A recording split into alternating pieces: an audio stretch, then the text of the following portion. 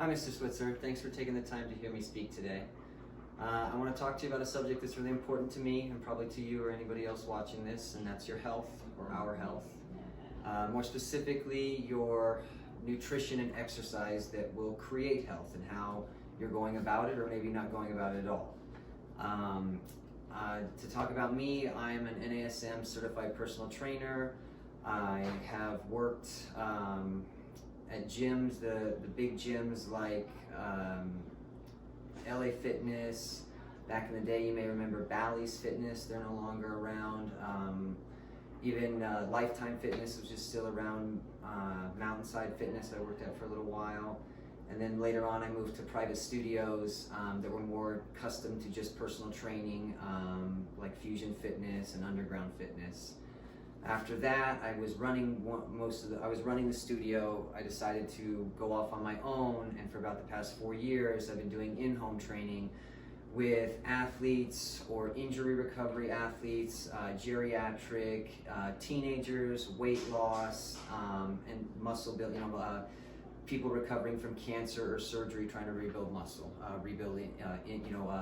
replaced hips and things like that. The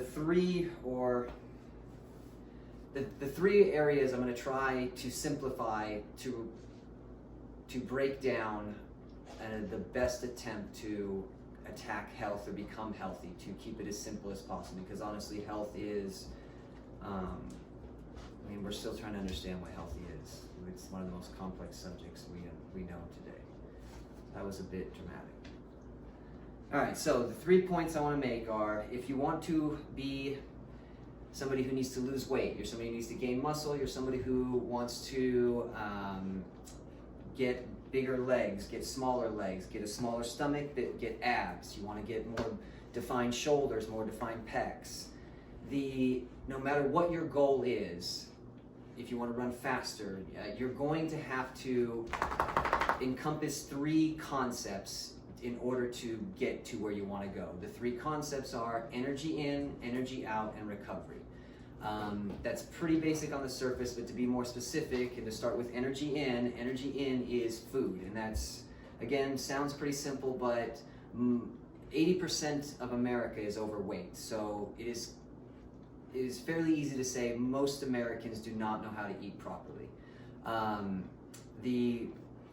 The best way or most simplified way to approach energy in is, a saying I always use is, if it had a mother or it came from the ground, it's probably safe to eat. You probably shouldn't be eating anything else other than that. The reason being is it's going to have some type of chemical or processed ingredient in it that is going to cause some type of inflammation. That is going to be related to either sodium or sugar, and those are 2 basic elements that are causing a huge health problem in most Americans. If you can eat foods that come from the ground only or had a mother at some point in their life, you will probably avoid high cholesterol. You will probably avoid, I'm going to say probably, if you're type 1 diabetic, you can't avoid that, but you can avoid type 2 diabetes. You'll basically, honestly, probably not struggle as much with weight in general. The reason being is, again, a couple sayings I use for energy in whenever I'm taking on new clients and I'm trying to communicate what the idea or concept is one saying is, nobody ever gets fat eating fruits and vegetables. You can eat fruits and vegetables until you want to throw up. The reality is they are a natural food that you will literally just pass if you eat too much. They're not processed, they don't stick with you. Most people don't like eating fruits and vegetables, but again, if you do eat them, it is hard for you to become overweight or even underweight. The other kind of simple or tried and true concept is, there's no way you can be, I guess, a healthy person and an overweight person at the same time. I guess, again, what I'm trying to say is, if you focus on eating only foods that do not encompass more than 500 calories in a sitting and either come from the ground or had a mother, you will be able to limit your fluctuation of weight inherently. So topic 1, energy in. Topic 2, energy out. Energy out is where I come in. That's where you hire a trainer or you go to a gym, or again, to try and simplify it, that's what I'm trying to explain to everybody here is a good, simple philosophy, if you're trying to do it on your own, is movement is life. If you want to lose weight, if you want to gain weight, if you want to get more tone, you're gonna have to do something that involves movement. I guess again what I'm saying is if you're lifting weights, that's movement. If you're going for a walk, that's why the American Heart Association recommends 10,000 steps a day, because that's about 5 miles, and anybody who's getting that amount of movement, it is really hard for your body to hold on to extra weight because you're moving so much, you're creating so much stress in your body, it has no need to hold on to the weight. Hence why marathon runners are never overweight. So I want to make sure I cover everything in energy out. Move.